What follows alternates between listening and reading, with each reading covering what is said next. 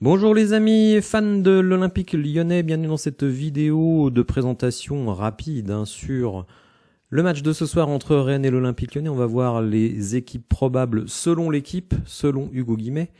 Hugo Guimet d'ailleurs qui nous donne une info sur le mercato, on va en parler tout de suite. Avant cela, je vous invite évidemment à me rejoindre ce soir dans le live à partir de 20h35. Merci beaucoup à tous ceux qui sont allés liker la vidéo, 136 likes, je pense qu'on peut faire encore mieux, mais bon, je vais pas être trop gourmand. En tout cas, si vous ne pouvez pas voir le match, ou alors si vous voulez écouter les commentaires en regardant les images à la télé, on va dire légalement ou pas, sachez que à partir de la semaine prochaine, j'aurai la fibre et donc j'espère que ça va pulser et que je n'aurai plus de problèmes techniques, comme ça a pu être le cas par le passé. Alors Hugo Guimet donc nous propose les compositions probables. Du côté de Rennes, beaucoup de nouveautés et pas beaucoup de joueurs qu'on connaît super bien. Alors Mandanda on connaît, d'ailleurs je reviendrai un petit peu sur lui plus tard. Wu était là également l'année dernière, jeune défenseur central de qualité. Ostigard, qui vient d'un gros club européen en Italie, je crois. Assignon, Seydou, Camara, Matusiwa, Bourigeaud, qu'on connaît bien, qui fait d'ailleurs peut-être là son dernier match à domicile avec le Stade Rennais, puisque on parle de lui dans des pays exotiques. Alors exotiques vu de France, n'y voyez là aucun mépris.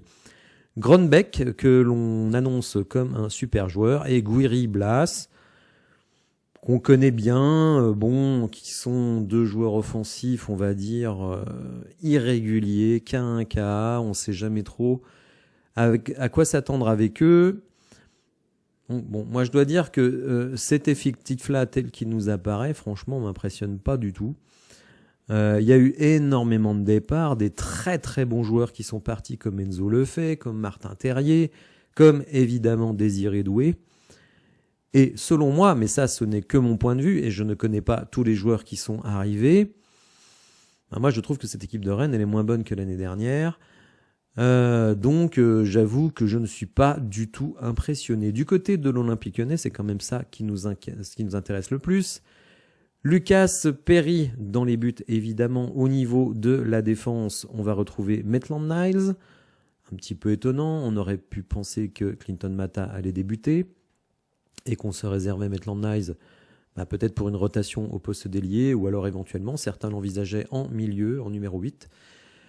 Saletachar, je sais jamais comment on dit, Niakate et Abner, de ce côté-là, c'est du classique. Matic, évidemment, en sentinelle. Cacré, qui sera capitaine, les amis. Donc ceux qui rêvaient de voir Cacré sur le banc, et je sais qu'ils sont nombreux, ce n'est pas pour ce soir.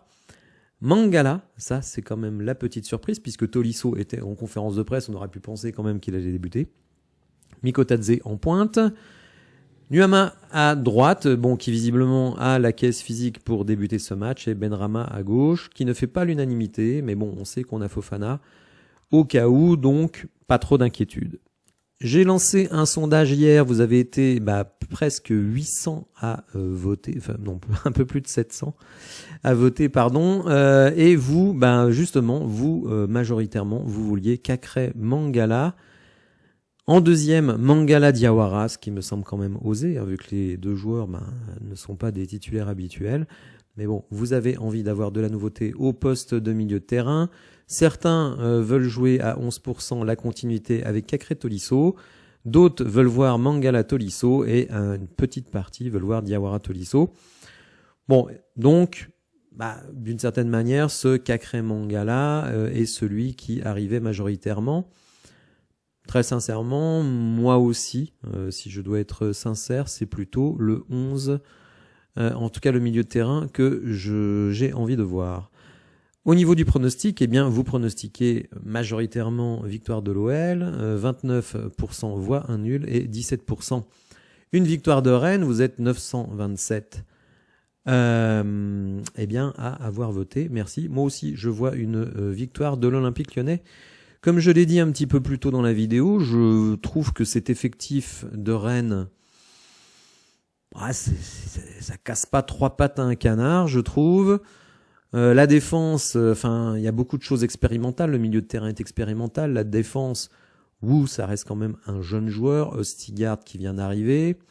Seydou, je le connais pas. Mandanda, quand même, 40 balais. Excusez-moi, si on doit être impressionné par un Mandanda qui a 40 ans, alors qu'on nous, on a un Lucas Perry qui a une muraille quasi infranchissable, un peu moins sur les corners, mais en tout cas, qui prend de la place. On a quand même, sur le plan offensif, Miko Tadze. Miko Tadze, ça me paraît quand même supérieur à Guiri et Blas. Blas qui est vraiment... il faut qu'il se réveille. Vraiment un joueur extrêmement agaçant qui a du ballon, mais qui ne semble pas toujours être venu pour jouer au foot. En plus, on a de la vitesse avec Nuama, on a des rotations avec Baldé et avec Fofana. Donc écoutez, certes, notre milieu de terrain ne fait pas rêver, mais je pense qu'avec Cacré et Mangala, on a quand même de la vitesse et avec Mangala de l'impact. On a Matic pour nous rassurer derrière et une défense quand même qui me semble quand même en progrès par rapport à la saison prochaine et un Abner en plus qui peut apporter un surnombre offensif. Donc écoutez, si on met dans un shaker meilleur gardien, bien meilleur gardien du côté de l'OL avec Perry par rapport à Mandanda. Si on se fie à cette défense qui est nettement en progrès, selon moi, et qui a plutôt fait ses preuves d'ailleurs, hormis coup de pied arrêté, pendant la préparation, le milieu de terrain, qui était celui quand même qui nous a permis de finir premier des matchs retour. Donc je veux dire, incertitude sur Mangala. Et puis offensivement, Miko Tadze et Nuama sont des joueurs qui prennent énormément la profondeur. On sera peut-être plus en difficulté si Rennes, on va dire, nous laisse venir. Ce qui semble être le cas avec un 4-3-1-2. On va dire, ils sont un peu méfiants quand même. Écoutez, moi je trouve que ça tient la route. Et en plus, sur les coups de pied arrêtés, on a un peu de taille. Avec Matic, avec Kaletachar et Niakate. C'est sûr qu'on aurait bien aimé garder notre ami Jake O'Brien, qui malheureusement pour lui a commencé sa carrière à Everton en restant tout le match sur le banc. Donc c'est quand même un petit peu embêtant. Donc moi je vois une victoire de l'OL et une victoire clean sheet, c'est-à-dire 2-0, avec un but en contre et peut-être un but sur jeu placé. Car effectivement, je trouve que c'est là où on doit nettement progresser. On va passer au mercato, puisque Hugo Guimet nous donne des pistes.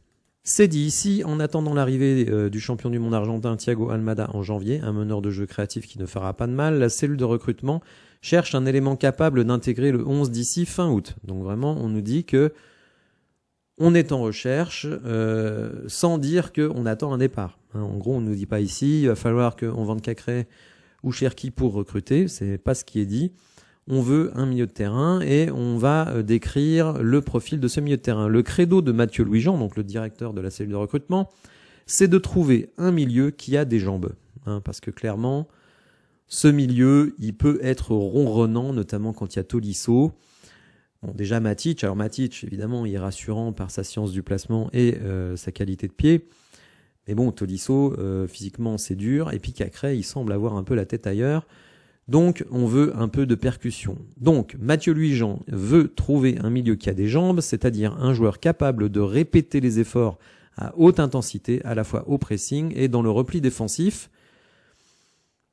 Donc, peut-être du mouvement à attendre d'ici la fin de saison. La fin de l'été, la fin de saison. Je pense qu'il y aura du mouvement, notamment au mois de janvier. Au niveau des absents, quand même des absents de marque. Tagliafico, qui n'est pas prêt. Lacazette, qui de toute façon n'est pas prêt, est en vacances et était suspendu. Lui et Ryan Cherki reviendront à l'entraînement lundi. Donc Cherki qui lui est en vacances. Diomandé, Lovren, Akoku, Sarr dans le loft, ça vous le savez. Après, il faut bien se dire un truc. Si ces joueurs-là ne partent pas avant la fin de la saison, peut-être pas tous, mais on peut imaginer qu'un Diomandé éventuellement un Amin Sarr soit réintégré dans le groupe pro.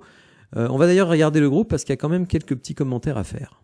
Alors dans ce groupe, on pourra quand même noter l'absence de jeunes joueurs qui étaient censés avoir un rôle cette saison. Donc, Mamadou Sarr n'est pas dans le groupe, alors que Koumbedi y est. On voit qu'Enzo Molebe n'est également pas dans le groupe. alors que Orban y est. Je suis un peu surpris. Après, Pierre Sage n'a pas voulu emmener trop de joueurs, mais en tout cas, ça sent mauvais pour Mamadou Sarr, qui dès le début de la saison n'est pas dans le groupe. Donc évidemment, c'est un peu inquiétant pour lui. Et Molébé, alors peut-être si Orban est transféré, il aura sa chance, mais je rappelle que Lacazette va revenir. Donc je crains que pour Molébé, il n'y ait pas beaucoup de temps de jeu, sauf peut-être dans des matchs un peu moins difficiles. Voilà les amis pour cette petite présentation. J'en ferai pas une à chaque match, mais bon, là c'est le premier match de la saison, et puis en plus il y avait une petite info mercato. N'hésitez pas à me dire dans les commentaires la compo qui vous plairait, et puis évidemment à me rejoindre pour ceux que ça intéresse à partir de 20h35 ce soir pour le live. Si vous avez apprécié la vidéo, n'hésitez pas à la liker, à vous abonner à la chaîne, à mettre les notifications, vous voyez, recevoir une notification, donc n'hésitez pas, et je vous dis à tout à l'heure. Merci, au revoir.